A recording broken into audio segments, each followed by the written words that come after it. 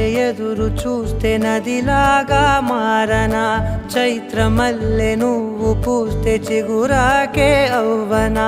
నన్నే వరించే యువరాజును అంట నీ